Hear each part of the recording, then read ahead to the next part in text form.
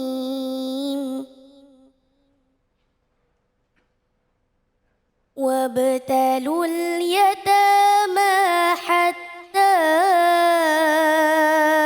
إذا بلغوا النكاح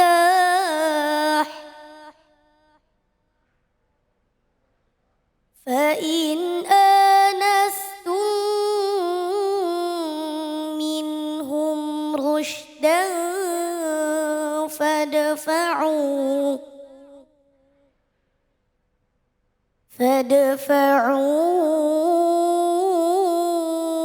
إليهم أموالهم ولا تأكلوها إسرافا وبدارا أن يكبروا ومن كان غنيا فليستعفف ومن كان فقيرا فليأكل بالمعروف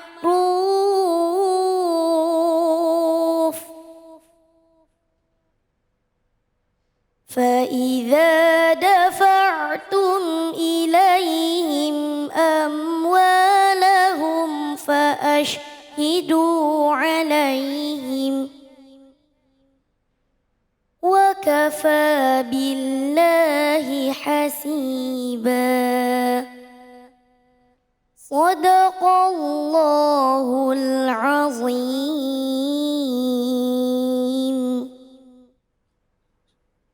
Subhanallah, Alhamdulillah. Sama-sama kita sudah menyimak, mendengarkan bacaan ayat suci Al-Quran Surah An-Nisa ayat 6 yang dibacakan dengan merdu oleh qori kita yaitu Natasha. Terima kasih banyak Natasha. Dan langsung saja kita simak kajian tafsirnya bersama dengan Kiai Haji Abdul Mu'izz Ali. Silahkan Kiai, fadhol. Bismillahirrahmanirrahim. Qala musannifu rahimahullahu ta'ala wa nafa'ana bihi wa ulumihi fid dharain amin. Rabbi shrah li sadri wa yassir li amri wahlul 'uqdatam min lisani yafqahu qawli. Amma ba'du. Adik-adikku sekalian, mahasiswa dan para pemirsa di rumah rahimakumullah. Berbicara tentang pernikahan adalah sesuatu yang sangat penting dalam agama. Al-Quran sekurang-kurangnya 15 kali menyebut kata nikah dengan variannya. Baik menggunakan kata tazwij atau nikah. Ini betapa pentingnya Islam hadir mengikat suatu dua orang yang bukan mahramnya yang semula haram menjadi halal. Dulu di zaman jahiliyah praktek nikah dini itu sering dilakukan. Maka Islam hadir sebagai agama yang paripurna memberikan satu guidance, tata cara baik merujuk kepada Al-Quran dan hadis dan aqwalul ulama atau pendapat ulama. Salah satu yang mendasari tentang pernikahan dini dapat kita rujuk seperti yang kita simak dari qori'ah barusan. Suaranya begitu merdu, Masya Allah. Mudah-mudahan mendapatkan pendamping yang saleh. Amin, amin insya Allah. Punya anak yang saleh dan salihah. Amin, amin. Yang mengamini, yang masih jomblo, mudah-mudahan mempunyai pendamping yang saleh dan saleh. Amin. Kenceng banget aminnya. Memang mengkaji soal nikah itu, Beb, Iya, enak. iya. Jadi kalau diundang pernikahan itu enak apa enggak? Enak. Selain dapat makanan, minuman, memotivasi kita kapan ya giliran saya. Iya. Masya Allah, subhanallah, alhamdulillah, Allahu Akbar. Allah subhanahu wa ta'ala berfirman, وَبَتَالُوا الْيَتَامَى حَتَّى إِذَا بَلَغُوا النِّكَاحِ. Dan ujian anak yatim itu sampai mereka cukup umur untuk kawin.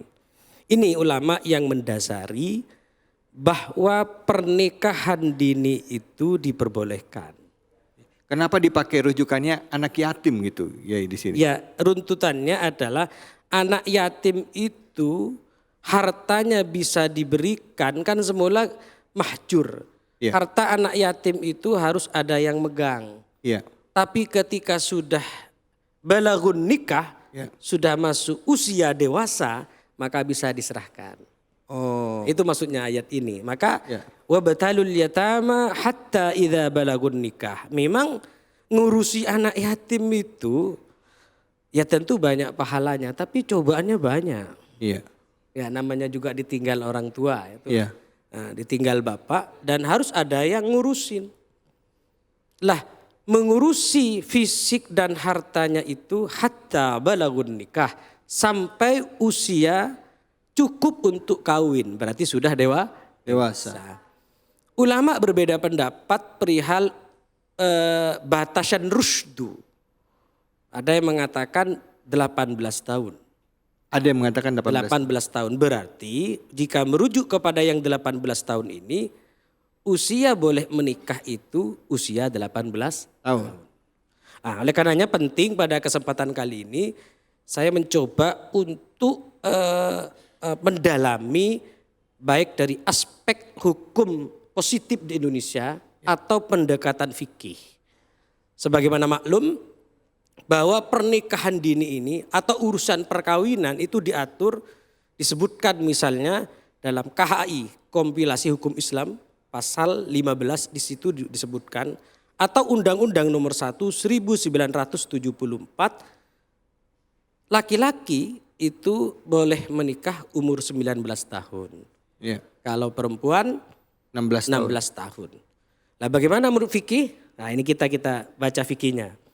Bismillahirrahmanirrahim. Wa lam yashtarit jumhurul fuqaha lin i'qadis zawaj al-bulu wal aql wa qalu bi sihhati zawajis saghir wal majnun. Ulama jumhurul fuqaha, mayoritas ulama tidak mensyaratkan dalam pernikahan itu harus baligh dan punya akal. Enggak harus. Otomatis yang belum baligh pun artinya belum sampai usia balagun nikah maka diperbolehkan. Bahkan tidak disyaratkan punya akal yang sehat. Ya. Wa qalu bi sihhati zawajis saghir wal majnun. Ulama berpendapat keabsahan nikahnya orang yang belum dewasa dan orang gila. Faqala al-jumhur minhum a'immatul madzahib al-arba'ah balid da'in Ibnul Munzir al-ijma' ala jawazi tajwizi saghirah min kuf'in. Jumhurul ulama bahkan menurut Imam Ibnul Munzir ini menjadi semacam ijma, konsensus ulama tentang kebolehannya menikah di usia dini tapi dengan syarat dengan laki-laki yang sebanding, yang kufu. Sekufu ya. Ya, nanti kita bahas tersendiri bagaimana tentang konsep kufu dalam fikih. Ya. Lah, Wahbah ad-Doktor Syekh Imam Wahbah Az-Zuhaili dalam kitabnya kebolehan menikahkan anak yang belum dewasa itu ada batasan in ra'ahul waliyu maslahatan.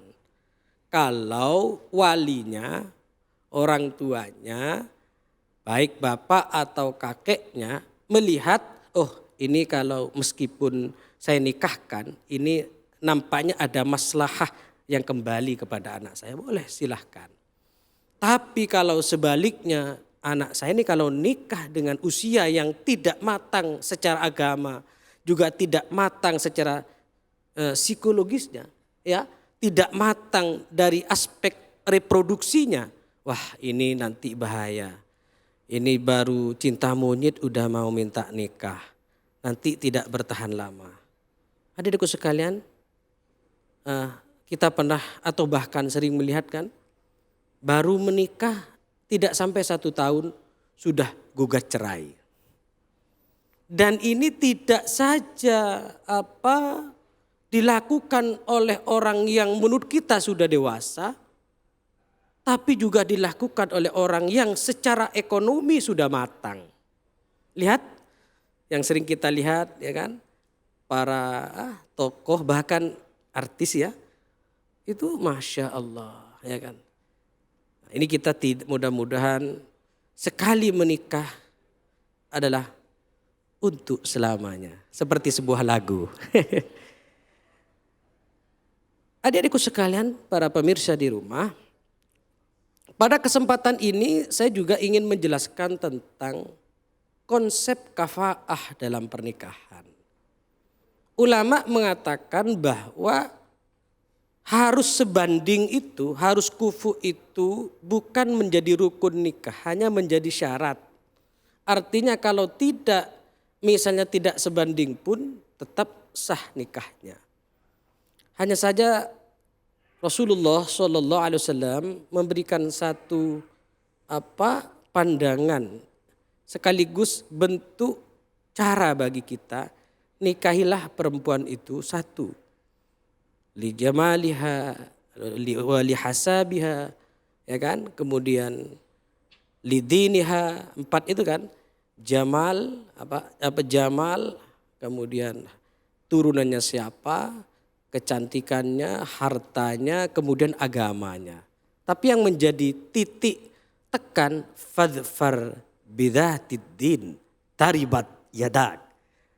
Ya kan? Kita harus punya atensi yang lebih kuat untuk memilih calon itu adalah yang punya agamis. Agamanya kuat. Nun sewu. Nanti kalau jenengan ini sudah jadi bapak-bapak, ibu-ibu, sudah jadi orang tua, kalau ada 2 orang daftar, yang satu seorang direktur, tentu bayaran per bulannya sudah puluhan juta. Yang satu yang melamar adalah orang anak biasa tapi hafizul Quran. Kira-kira yang diterima siapa? Yakin. Jawab Hafiznya pelan. Hafiz. Yakin. Jadi yang satu Hafiz. Satu Hafiz. Yang satu lagi yang lamar direktur. Perusahaan besar. Pengusahaan besar. Gantengnya sama ya? Gantengnya sama. Gantengnya sama. Ayo, pilih Kira-kira siapa yang didahulukan? Ayo.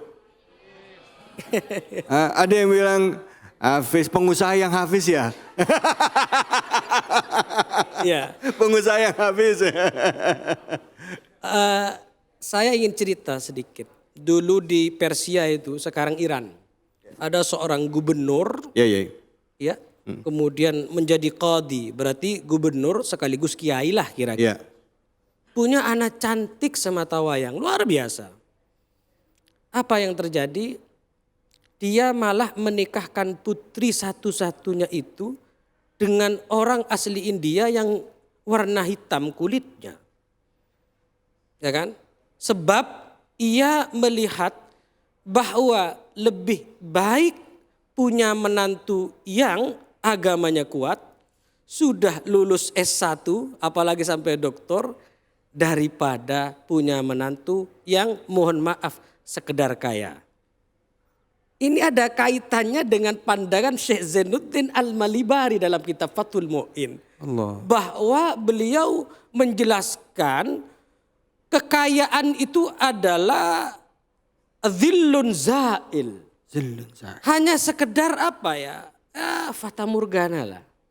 Makanya ahlul muru'ah wal basair, orang yang lebih mengedepankan akhlak dan agama tidak mensyaratkan dalam pernikahan itu harus kaya sama kaya. Bisa jadi ya secara ekonomi memang pas-pasan, tapi ya hafizul Quran. Bisa jadi calon kita itu tidak cantik-cantik amat, tapi sudah juara lomba baca Al-Quran tingkat nasional. Allah, amin. Bisa jadi calon kita ini gak tampan-tampan amat, tapi baca kitab kuningnya top chair. Yes. Nah, ini yang kita. Lah kita ini para jamaah sekalian, adik-adikku sekalian. Sekarang ini saya ingat sebuah dawuh kiai saya, Nun Sewu Habib. Saya punya guru namanya Al-Maghfurlah, Kiai Haji Abdul Alim bin Abdul Jalil. Pengasuh Pondok Pesantren Sidogiri Pasuruan Jawa Timur. Waktu saya ngaji tafsir Jalalain, beliau dengan bahasa Indonesia, bahasa Jawa kalau saya terjemahkan ke bahasa Indonesianya begini. Ya kalau cari yang cantik, kaya, kemudian turunan orang baik, agamanya kuat, ya nanti di surga. Yes. Ya kita carinya nggak komplit-komplit amat lah, nggak apa-apa lah, cantik-cantik dikit, yang penting duhanya rajin. Nggak apa-apa lah nggak kaya-kaya amat, yang penting baca Al-Qur'annya fasih. Nggak apa-apa lah turunannya orang biasa lah, yang penting bisa baca kitab kuning. Kalau cari yang cantik, anaknya gubernur, sudah S2, hafal Quran, ya nanti di surga itu. Allah. Jarang, artinya jarang kita temukan yang 4 itu. Cantik, kaya, turunan orang baik, dan agamis. Allah. Demikian sekedar pengantar sekaligus penjelasan tentang ayat wabatalul yatama hatta idza balagun nikah. Demikian. Baik. Terima kasih banyak Kiai. Cuman tadi masih ada mengganjal satu pertanyaan Kiai. Yang itu tadi kalau memang pernikahan usia dini nggak boleh, kok ada kesan cerita yang kita dapatkan bahwa Rasulullah SAW dijodohkan atau dinikahkan dengan Bunda Aisyah itu di saat Bunda Aisyah masih anak-anak gitu Yai. Silakan Yai, mohon dijelaskan gitu Yai. Baik, terima kasih. Waktunya singkat ya Yai ya. Betul. Ini hadis riwayat Imam Bukhari Muslim. Suatu saat Rasulullah bermimpi diperlihatkan wajah Sayyidah Aisyah sebanyak 2 kali malaikat membawa Sayyidah Aisyah itu dan sambil mengatakan ini adalah istrimu. Berarti ini satu, ini perintah, ini kekhususan Nabi. Nabi diperintah mimpi 2 kali untuk menikah Aisyah, Sayyidatuna Aisyah radhiyallahu anha. Yang kedua, sebenarnya Nabi tidak ingin, tapi keluarga Nabi, kerabat Nabi waktu itu yang mendorong. Karena waktu itu Nabi Muhammad baru ditinggal istri tercintanya, Sayyidatuna Khadijah radhiyallahu anha. Dan yang ketiga hikmah dari pernikahan Nabi dengan Sayyidatuna Aisyah itu adalah Sayyidatuna Aisyah menjadi sumber hukum dalam Islam. Banyak meriwayatkan hadis dari baginda Rasul Muhammad sallallahu alaihi wasallam. Baik, terima kasih banyak Yai. Mungkin itu bahasannya nggak bisa singkat ya Yai ya. Banyak yang sebenarnya harus kita bahas lagi tentang itu, tapi karena keterbatasan waktu. Tapi sekali lagi Yai, terima kasih banyak. Kiai ini aktivitasnya begitu banyak ya. Selain beliau juga di MUI, beliau juga aktif juga di lembaga dakwah pimpinan besar Nahdlatul Ulama. Terima kasih banyak atas waktunya Kiai. Sekali lagi pemirsa jangan kemana-mana. Lanjut lagi hanya di sini di Cahaya Hati Indonesia.